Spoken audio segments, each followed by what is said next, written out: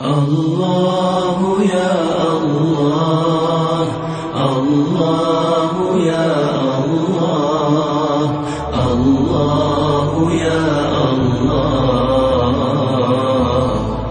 يا الله.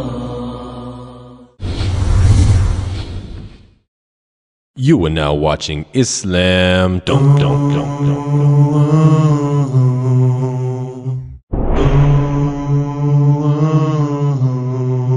Islam Dum Dum Dum Dum.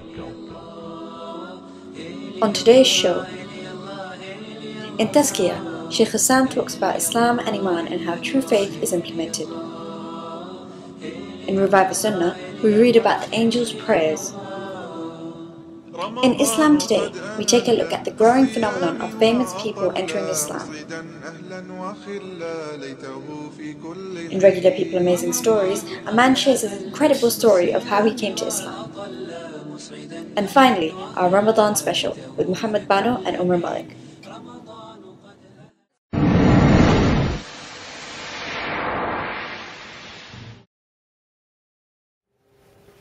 بسم الله الرحمن الرحيم الحمد لله رب العالمين والصلاة والسلام على المبعوث رحمة للعالمين سيدنا محمد وعلى آله وصحبه أجمعين.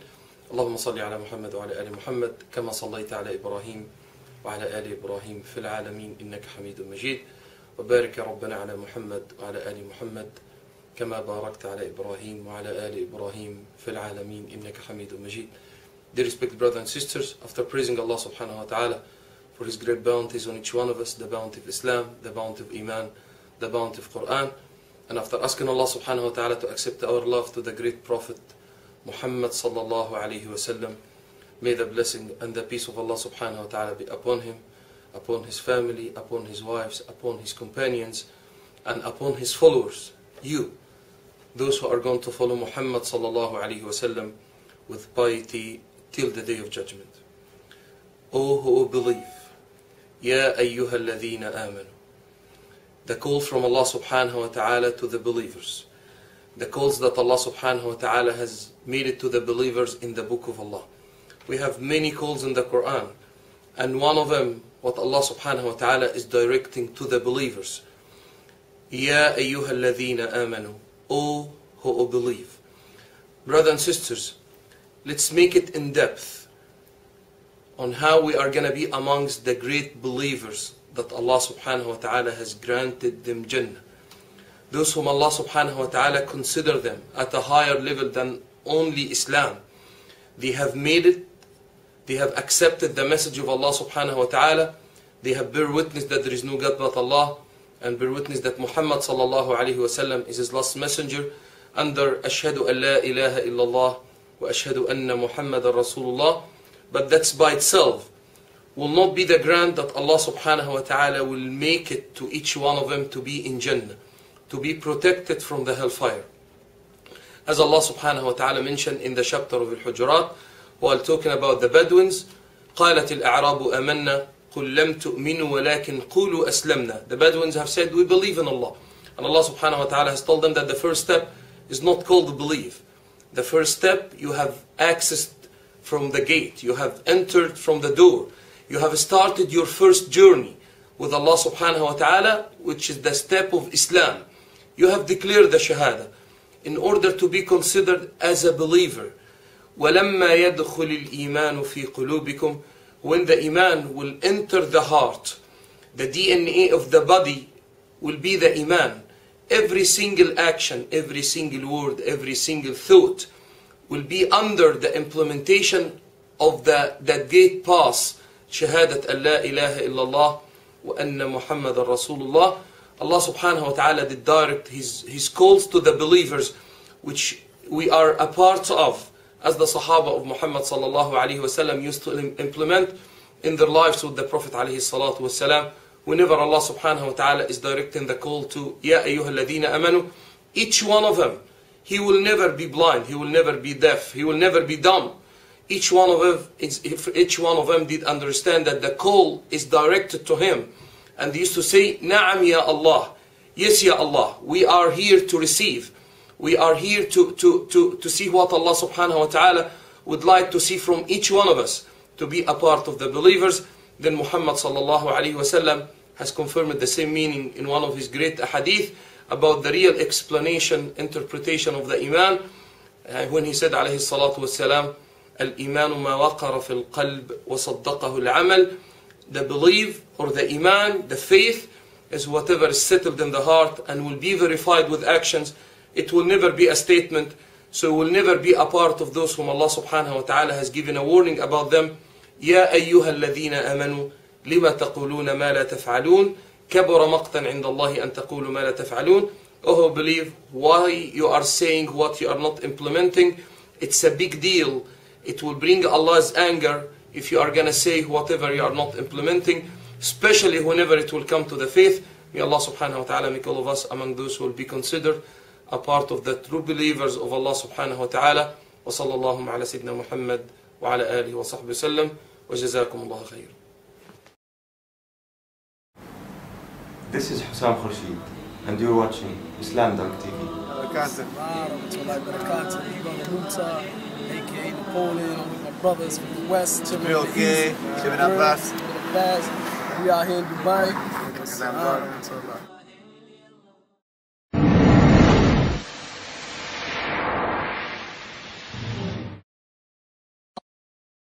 بسم الله الرحمن الرحيم اللهم صل على محمد يا رب صل عليه وسلم اللهم صل على محمد يا رب صل عليه وسلم اللهم صل على محمد يا رب صل عليه وسلم وجه دنيانا لباك بالدموع الساجئات يتلظى بشعاع بالرمال السافيات وجه دنيانا لباك بالدموع الساجيات يتلظى بشعاع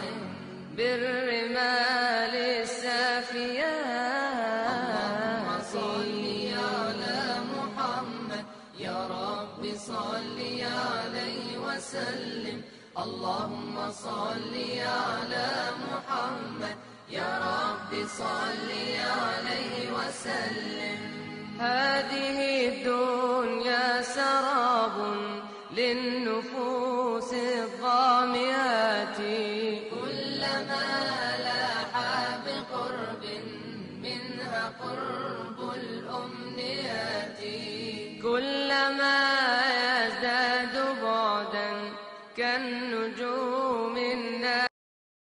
We're now back on Islam Dunk TV. अब इस्लाम दंक देख रहे हैं.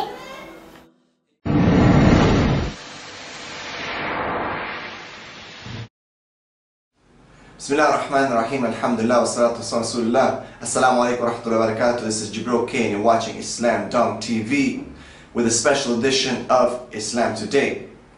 One of the growing phenomenons, one of the interesting phenomenons that both Muslims and non-Muslims are intrigued with is the concept of superstars, movie stars, rap stars, rock stars, famous people, sports personalities and so on entering Islam.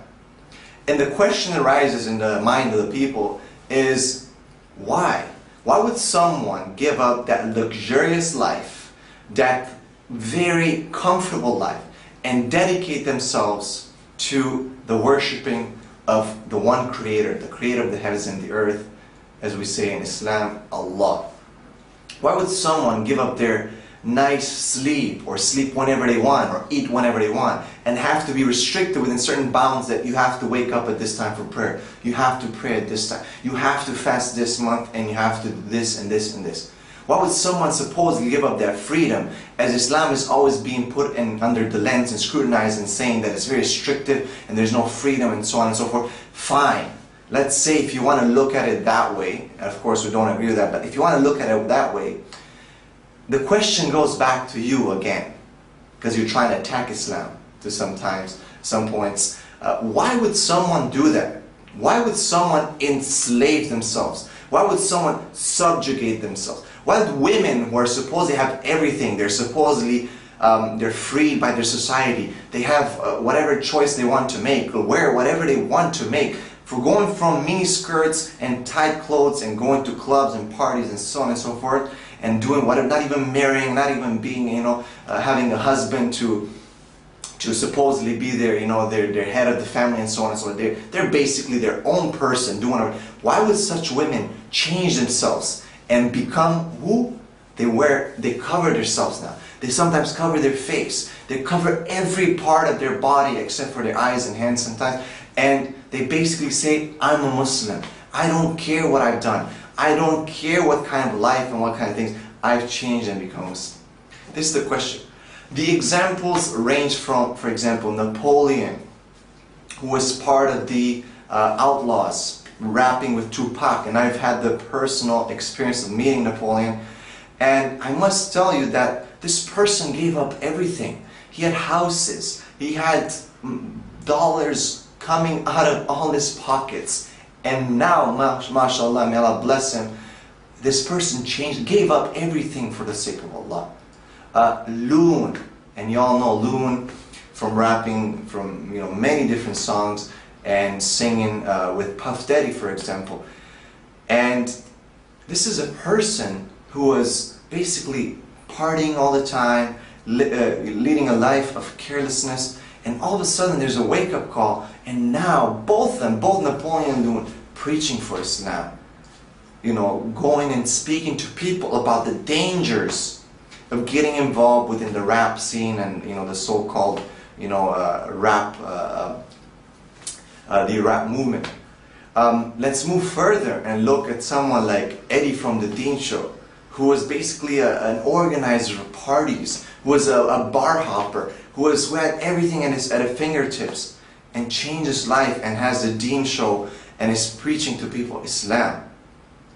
If we look throughout history, many people, intellectuals, such as, for example, Malcolm X, who has changed his life, Leopold Theus, who is called Muhammad Asad, who was a Jew, and then, basically was quite, at one point in his life, he was a quite famous article writer, quite famous reporter, and traveled to the Middle East and finally becomes a Muslim.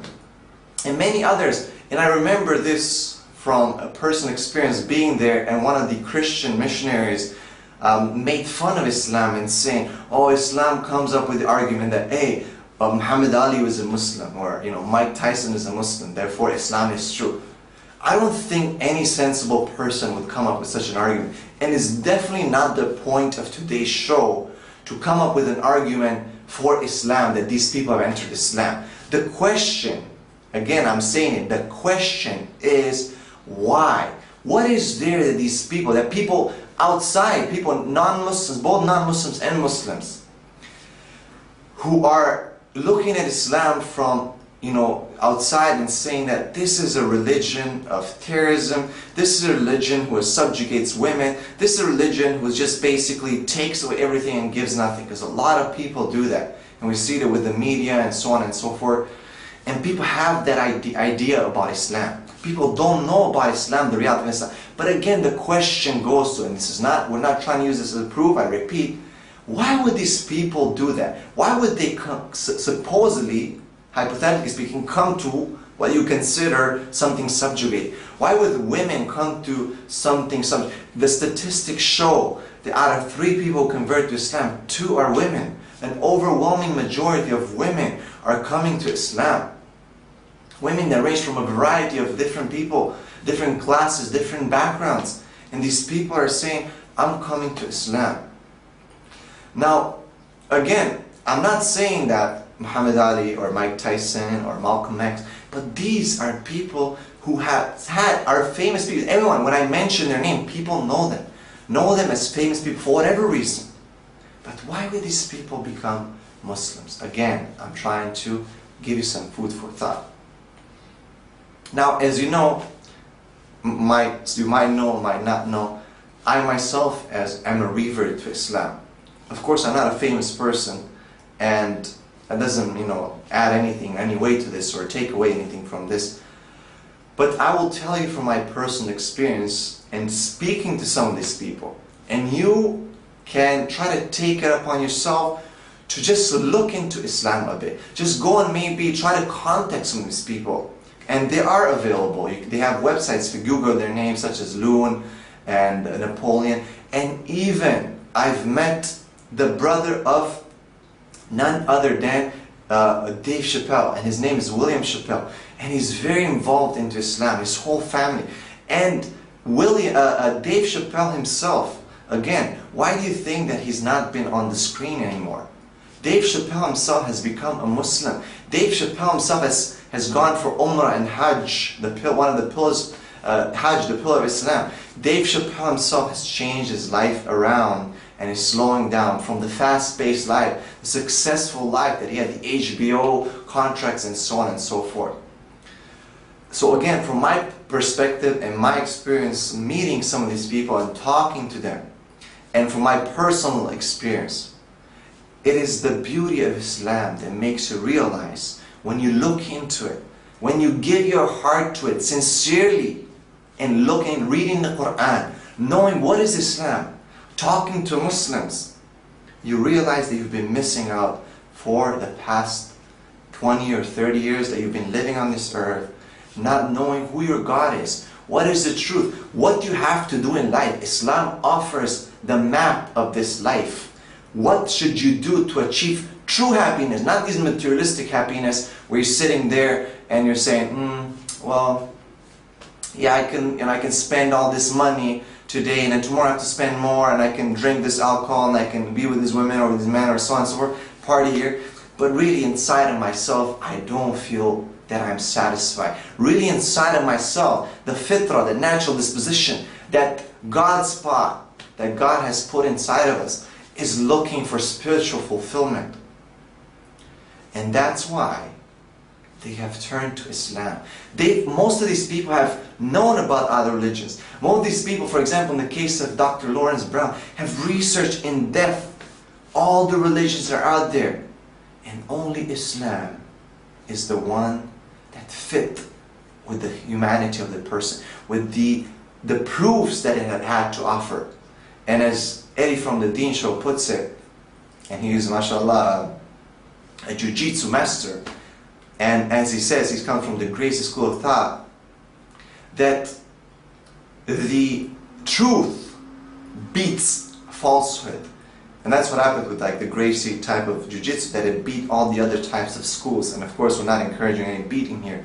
But the concept that I want you to focus in, that the truth, as the Quran says, that the truth has come and falsehood perishes. When you see truth, excuse me, when you see truth, it will destroy all the fake, false desires and idols that you have in your life, and it will make your life clear.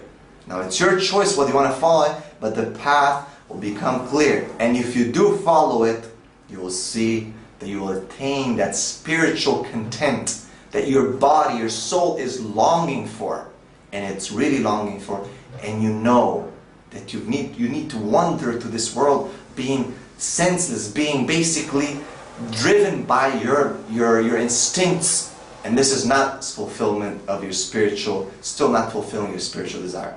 This is Jibril K reporting for Islam Today. Assalamu alaikum wa rahmatullahi wa barakatuh. Don't forget, look into Islam, read the Quran. This is the solution to humanity. This is the solution to the problems of our world.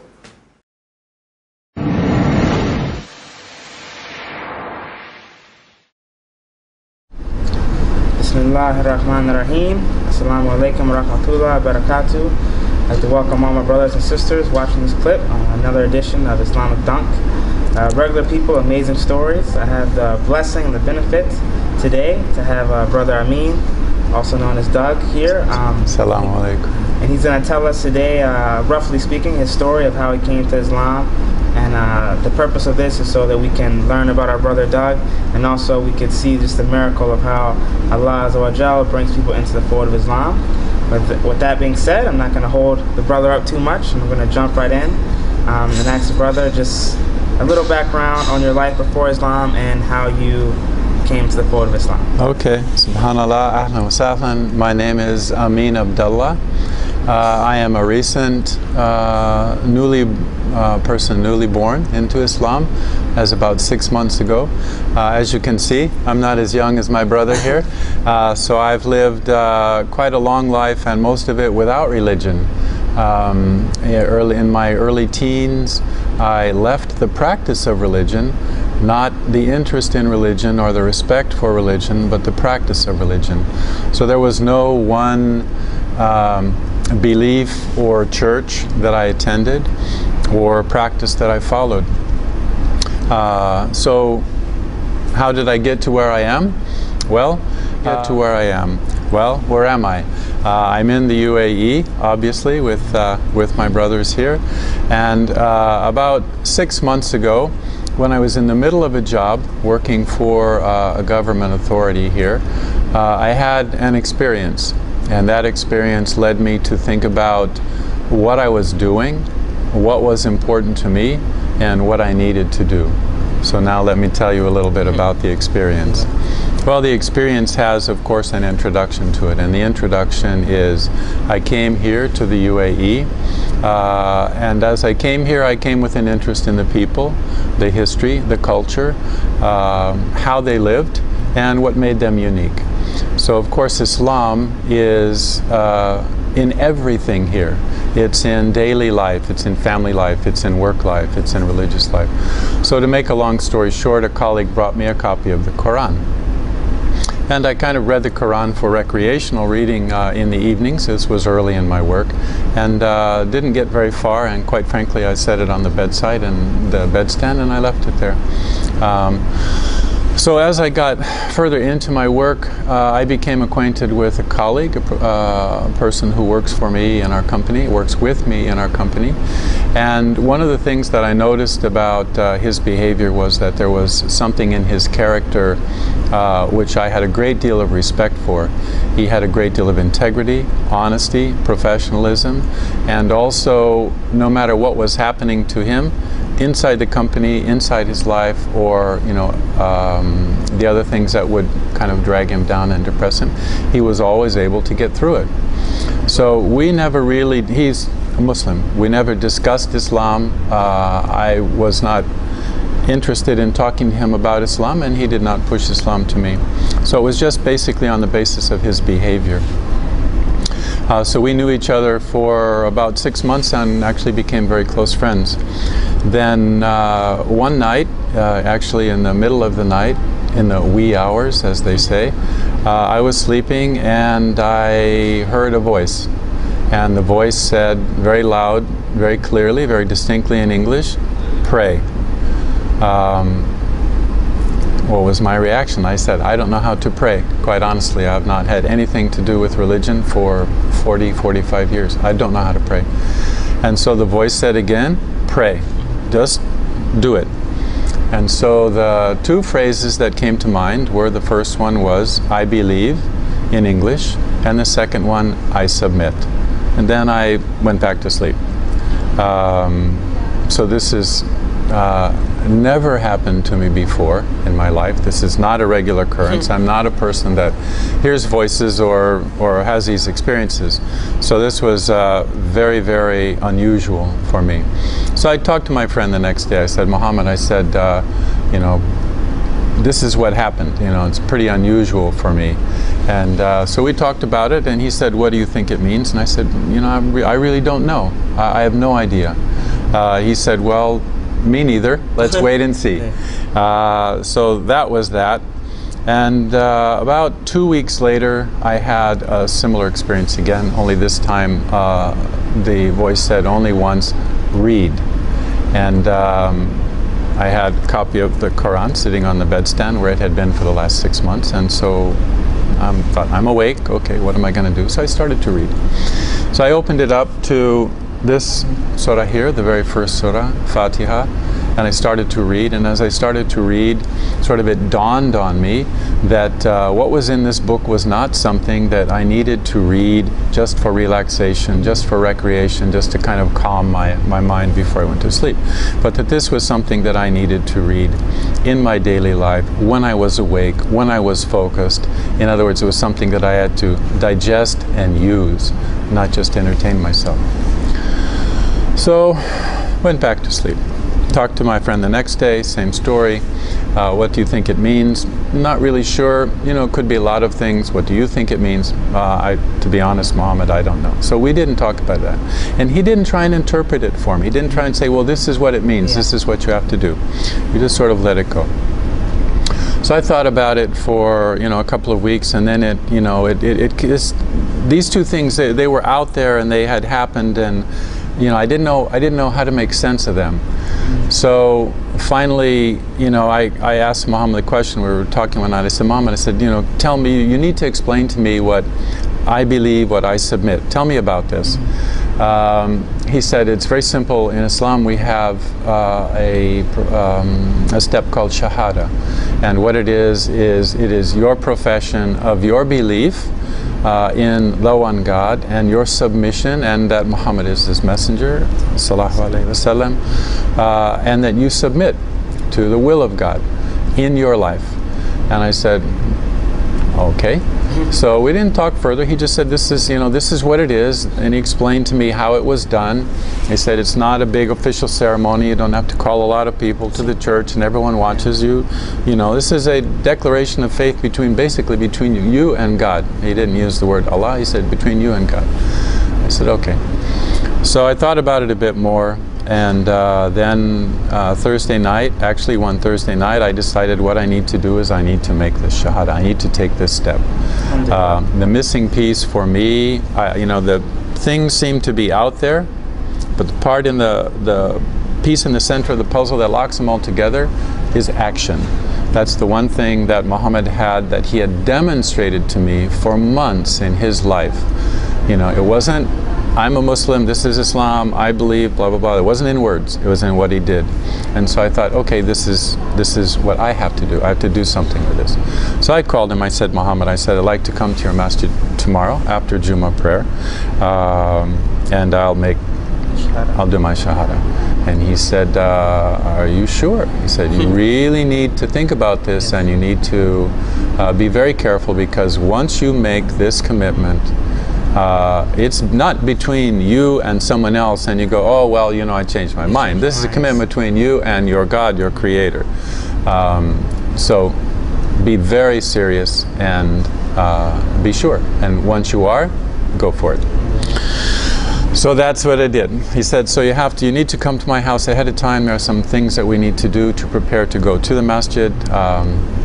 I'll show you what they are. I'll explain what they are. So the next day I went to his house, and we did wudu to go to the masjid, and we went, and it was at that point that I made my shahada. The beginning. Yeah. Well, that was not the beginning. The beginning was getting the Quran, kind of getting it, setting it off to the side and leaving it. And then also that year, so this happened in November, December, I also fasted that year. Not having any, there was no religious significance for me. It was just, you know, everyone else at work was doing it, and so I thought, well, I can do this. If they can do it, I can do it. So I fasted, and one of the things that I learned in fasting was, I don't know whether I became more spiritual, but I became more patient, I became more quiet, I became more focused. So when I went into the masjid to make shahada, you know, during fasting Ramadan, I got to a certain place in my, you know, in my spiritual life. I didn't call it a spiritual life then. I was just, you know, a sense of balance, a sense of focus.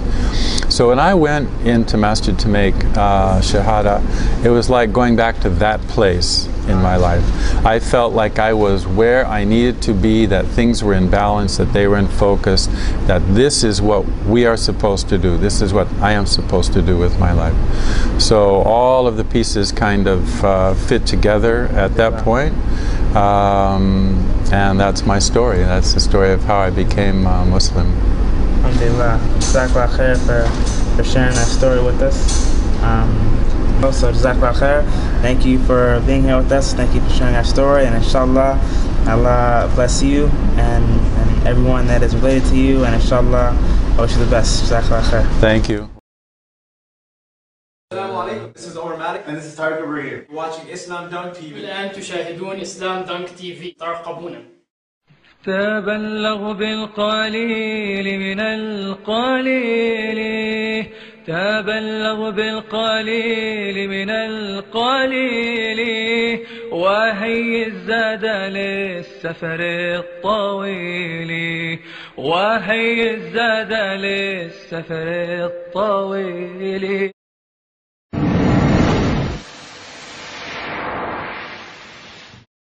Assalamu alaikum wa rahmatullahi wa barakatuh. Welcome viewers to another episode of the Islam Dunk Show.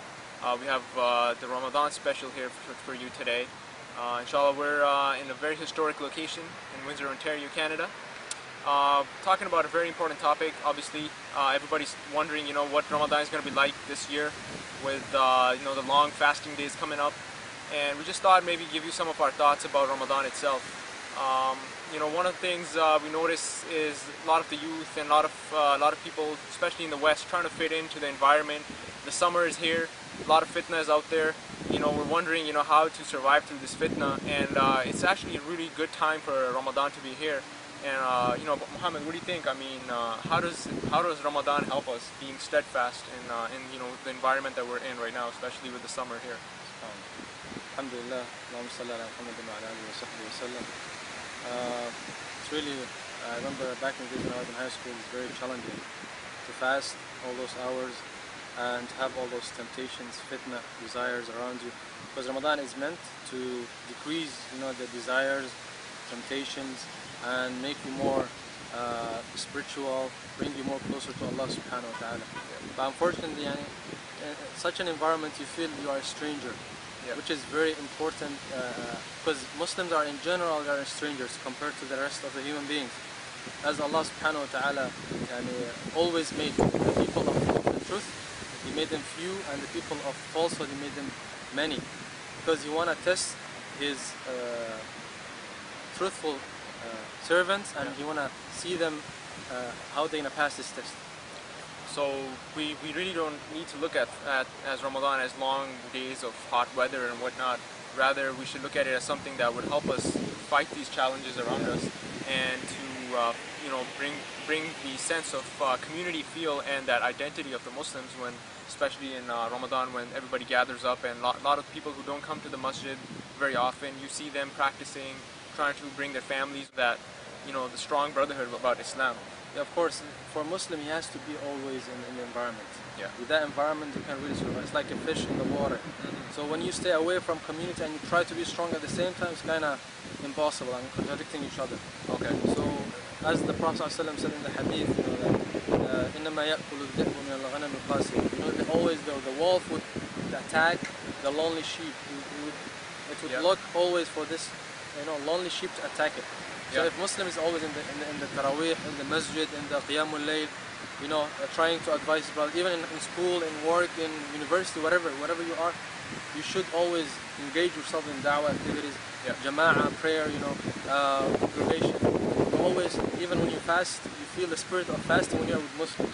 When you are with other people, you kind of feel strange, and some people even they try to hide their fasting because they see it to be they're not matching the blending in, So in our attempt to blend in the high schools and our work environment, people actually try to hide the fact that they're fasting and what it's all about. And actually, it's a great way to give dawah and to bring the benefits, the physical benefits, the spiritual benefits that we get from fasting.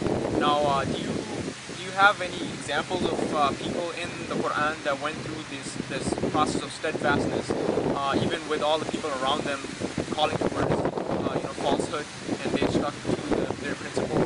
SubhanAllah, Allah subhanahu wa ta'ala emphasized throughout the Quran, especially the stories of the prophets, Ibrahim alayhi salam was alone, and even his father, his own family was against him. Until Allah said in the Quran, to the extent He said, كان إبراهيم أمة. Ibrahim, he was alone, but he was like a nation. He was a nation, one individual. And Musa alayhi salam, Allah city, or when he left the city, he was scared and he was looking around for Fir'aun and his army not to catch him. So even though he was the best creation of Allah subhanahu wa ta'ala that lived in that moment, imagine a prophet of Allah subhanahu wa ta'ala, he is a stranger and he's the only believer.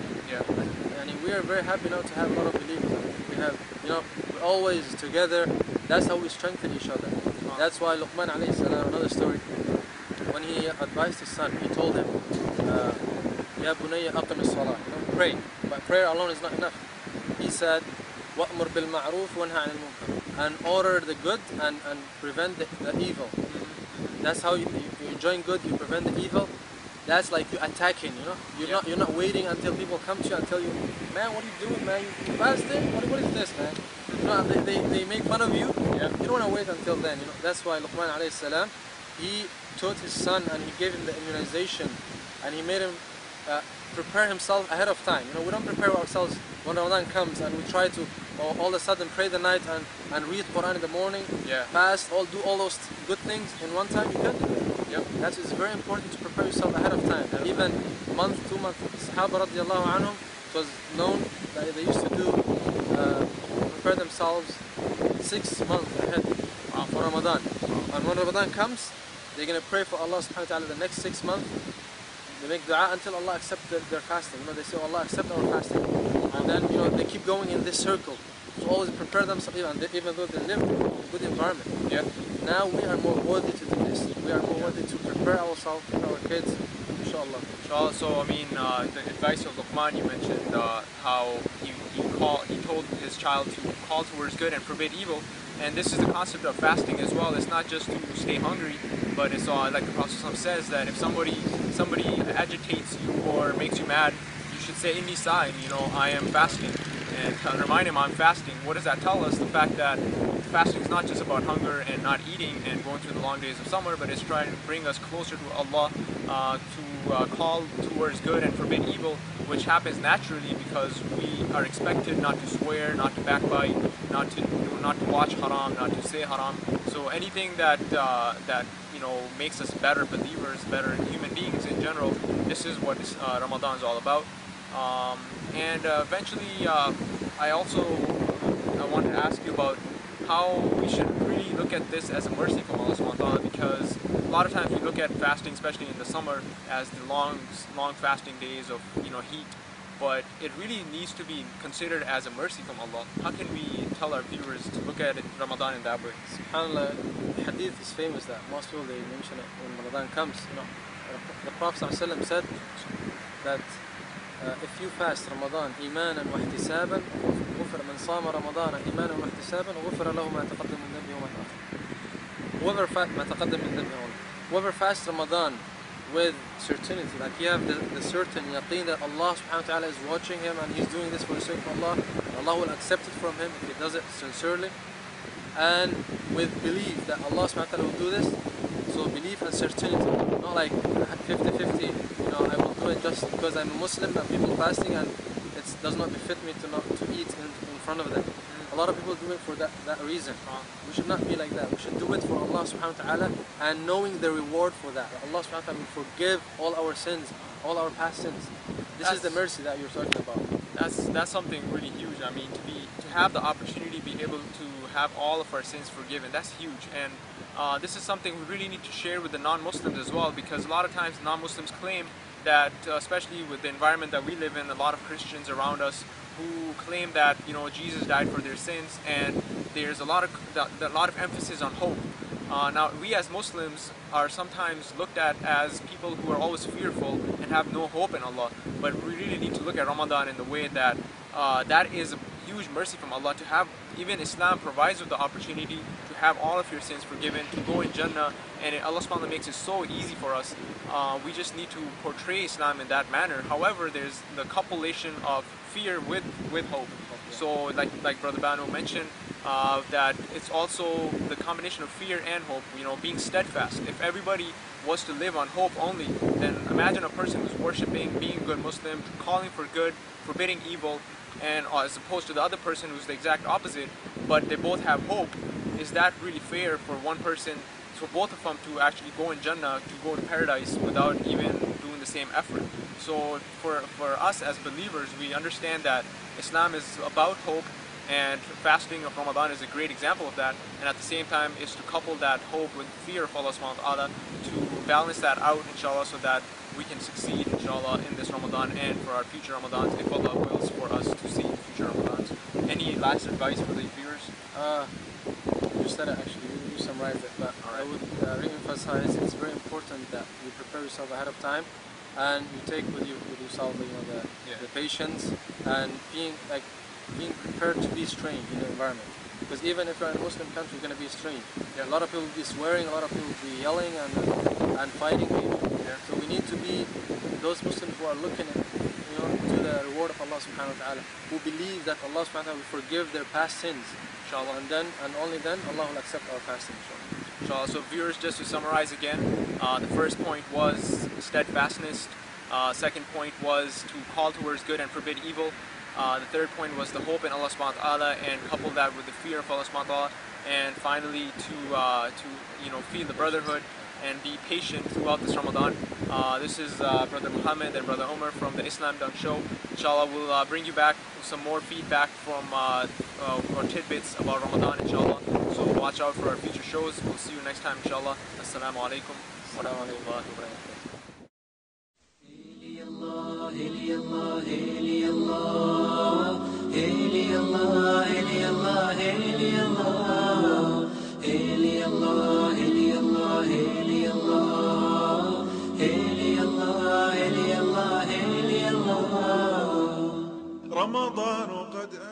Islam. Dum, dum, dum, dum.